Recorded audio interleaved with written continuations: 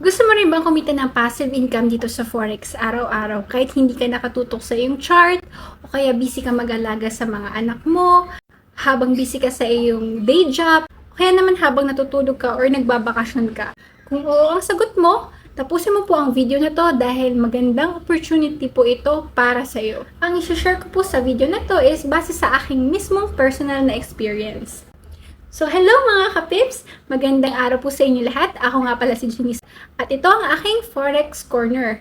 Sa video na to, binabahagi ko ang isang oportunidad na magbibigay po sa iyo ng passive income sa Forex trading. Pero bagong lahat, gusto ko lang po i-congratulate ang lahat ng traders natin na nakasabay sa pagkakaroon ng passive income mula sa pagka-copy trade, pati na rin doon po sa mga EA users na nagpa-install ng ating BitFX PH trading strategy.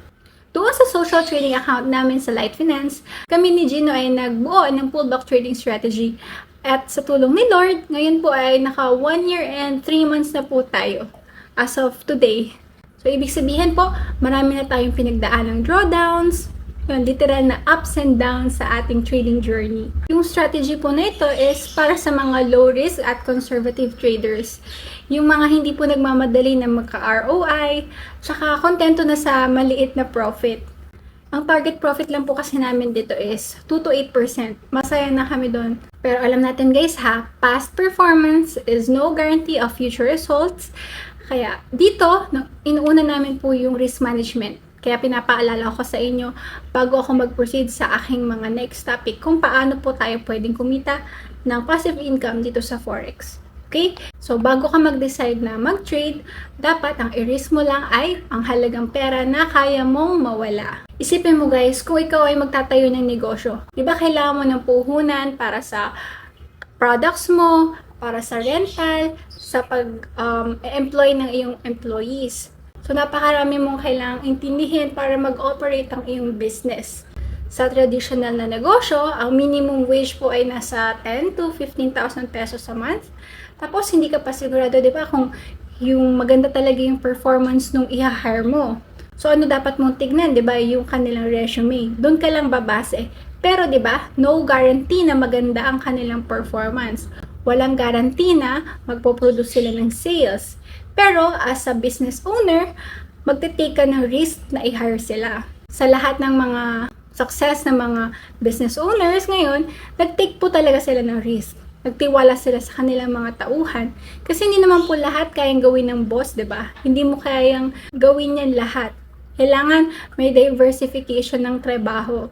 So, ganun din po yung dito sa Forex business. Pwede kang mag-diversify ng iyong portfolio. Kung hindi mo kayang mag-trade pa sa ngayon, marami po diyang mga social traders na pwede mong kumbaga i-hire o i-copy para makapag-trade ka kahit hindi ka po marunong. Kasi sila, experience na sila. So, ayun, yan yung isang way para po tayo pwedeng kumita sa Forex trading. So, i-treat mo po kasi yung Forex as a business. Sa Forex, ang copy trading, EA trading, social trading, at affiliate marketing ay napakagandang paraan para magkaroon ka po ng passive income kahit natutulog ka pa. Hindi mo kailangan mag-risk ng malaking capital. Kasi dito kahit ang puhunan mo is $100 lang, makakapag-copy trade ka na po. Pero yung cost sa pagka-copy trade ay depende po yan sa social trader na i-copy mo. Yung iba, $50, $100, $200, $300, yung iba, $1,000. So, pwede mo makita yan sa platform ng copy trading. Para sa mga hindi nakakaalam, ang copy trading ay isang paraan po para kumita mula sa pagsunod or pag-copy ng trades ng mga may experience na sa pagte-trade, mga professional traders. Maaari kang kumita bilang isang copy trader or bilang isang trader na kinakopya. So, nasa sa'yo, ano bang gusto mo maging? Gusto mo ikaw ba yung nangongopya? Ikaw yung nagpapakopya? Or pwede naman pareho. Kasi kagaya ko, kumukopya din po ako habang ako ay nagpapakopya. Kagaya na sabi ko, di ba kanina, maganda na i-diversify mo ang iyong portfolio. Bakit maganda gamitin ng expert advisor sa trading? Una, ito ay nagbibigay ng disiplina sa trading. Stick po ito sa trading plan. Hindi po ito nagpapa-apekto sa emosyon at sumusunod lang ito sa logic at sa parameters nung nag-program o ikaw na gumagamit po ng EA. Pwede mo kasi yan iset kung ano po yung kondisyon na gusto mong ipagawa doon. Let's say, gusto mo lang mag-buy kapag may oversold. Kumbaga ay sasabihin mo sa yung EA, ipoprogram mo siya na maglalagay lang ng buy kapag nasa support, maglalagay lang siya kapag mayroong signal na nakita doon sa indicator. Yan, po pwede mong iset yung mga ganyang parameters sa iyong EA. Ipoprogram mo po ito. Pangalawa, pwede po itong mag-trade ng maraming currency pairs or commodities ng sabay-sabay. Hindi po katulad ng tao, di ba? Kapag manual trader ka, limitado ang iyong kakayahan sa pag-multitasking. Hindi mo kayang panoorin lahat yan ng sabay-sabay. So, kahit automated na po ito, meron po itong risk ha. Dapat mong malaman kung kailan ka dapat mag-cut loss or kung kailan mo hahayaan lang yung EA na mag-trade para sa'yo. So, parang kami, kapag yung mga drawdown is 5%, 10%, normal lang yan. Kasi, yun yung risk strategy namin. Yun yung risk appetite namin. Pero kapag tumungtong na yan ng 15% drawdown or 20%, ayan, dyan na ako nag-a-analyze if kailangan ko na bang mag-cut loss or mag-hold, kung ano bang dapat gawin. Okay? So, ayan. Dapat alam mo yung iyong risk tolerance. Alamin mo kung paano mo i-manage ang iyong risk. Maganda rin na matutunan mo mag-manual trading. Okay, habang nagka-copy trade ka or nag-i trading ka, mag-aral ka rin ng manual trading at malay mo makabuo ka ng magandang strategy. Malay mo maging mas profitable pa po yung iyong trading strategy. May mga courses and modules po dyan na po pwede niyong gamitin. Meron din po ako ngayon currently inaaral na module for M1 scalping strategy. And so far, madali po itong intindihin, pero ipapractice ko pa kasi nasanay po ako sa EA trading eh. Itong M1 scalping strategy is madali namang intindihin tsaka napaka-responsive naman po ng ating mentor. And if interested po kayo doon, chat nyo lang po ako and isasend ko sa inyo yung link kung paano ma-avail yung module na iyon. So, ito po yung M1 scalping strategy ni Sir Taurus Man.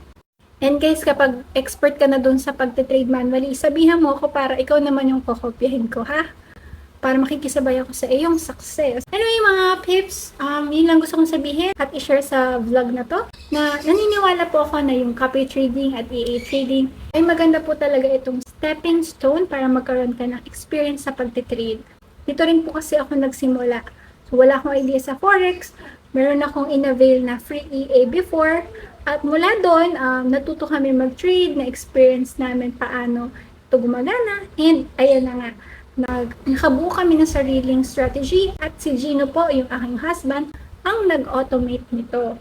At yun, so far, yun na po ang aming ginagamit na trading strategy kahit po busy ako sa pag-aalaga ng aking mga bagets. Kaya yun, magawa ko ng mga video na to para kayo rin guys, malaman nyo at maging aware kayo na may ganito pong opportunity sa forex trading. Ang sabi ko nga sana noon ko pa to nalaman, 'di ba? Natutunan ko lang kasi ito nung panahon ng pandemic dahil backup plan ko po ito just in case kung anong mangyari, 'di ba? Kung matanggalan ako ng work, may baby pa naman ako. Kaya dapat, 'di ba? Yun, part yun ng aking risk management. Kapag naintindihan mo po yung copy trading, EA trading at manual trading, pwede mo na rin po pasukin yung affiliate program. Ito po ay magandang opportunity rin para sa inyo kasi wala po to halos risk. Ang concept lang po ng affiliate marketing is once may mag-register sa iyong link at nag-trade sila, si broker po ay magbibigay ng porsyento ng kanilang komisyon sa bawat trade ng referral mo. So, kunwari, kumita si broker ng $1, yung 70 cents nun ay sa'yo mapupunta. Yung 30 cents sa kanya. So, ganun lang po yun. Sa bangko, di ba, pag nagpapalit ka ng dollar, iba po yung ask price tsaka bid price. Ganun kumikita yung bangko or yung money changer. Ano kayang potential income dito sa Forex Affiliate Program? Well, it's about hard work, determination, and helping others along the way. Nagsimula ako bilang isang taong wala talagang alam sa Forex. Pero dahil sa aking sipag at determinasyon talagang aralin ito, I decided to take the plunge and start trading Forex and join the affiliate program. So sa loob ng ilang taon, I've seen incredible success in this industry. I even quit my corporate job at the age of 30. Naging mas mayaman po ako sa oras para sa aking pamilya. At ito ko rin po naranasan kumita ng 6-digit dollar income. Kaya naman, nabayaran ko po yung aking condo at yung lupa na binili namin in cash. So, paid siya in cash. Thanks to my earnings from Forex. Hindi lang po ako yung nagtagumpay dito. May mga kasamaan tayo na affiliate, kagaya nila Sir Edsel ng FX Robot Empire. And then there's Miss Lady. Sobrang nakaka-inspire po talaga sila. These real success stories show that the potential is really limitless. Kung kumita ako noon nang hindi pa ako nagko-content creation, what more, diba? Na kung gagawin ko to yung pag-educate ng tao, tuturuan ko kaya kung paano kumita. And dahil doon, syempre, kikita rin ako bilang isang affiliate. Pero hindi lang ito, guys, about personal gain, ha? As Forex affiliates, it is also about helping others succeed in this industry. Nagiging instrumento po tayo para matulungan, para ma-achieve yung passive income, para magkaroon kayo ng mas maraming time sa inyong pamilya. So, bilang affiliate, it is our duty na i-remind yung mga tao about the risk sa Forex. Syempre, hindi lang dapat puro gains, diba? Kaya, lagi ko sinasabi, huwag yung kakalimutan yung risk management. Pero kapag talaga po natutunan nyo itong Forex business, napakagandang opportunity talaga. So, kung feel mo maging isang social trader at nais mong kopyahin yung aking trading gamit yung PA, i-message mo lang po ako para mabigyan din kita ng link nung libreng webinar video kung saan mas matututunan mo po kung paano po tayo pwedeng kumita ng passive income, ng malaking passive income sa Forex trading kahit busy ka or wala kang gaanong kaalam-alam sa Forex. Oo guys, posible po yan. Ituturo po yan sa'yo sa video na yan. Ayun lang guys, I hope may natutunan po kayo sa akin dito sa aking Forex Corner. Huwag kalimutang i-like at i-subscribe ang ating channel para sa mga updates tungkol sa Forex trading. Kung meron po kayong tanong or nais nyong malaman, huwag po kayong mag-atubiling mag-comment dito sa ating comment section. So yun lang po guys. Stay curious and happy trading. Bye!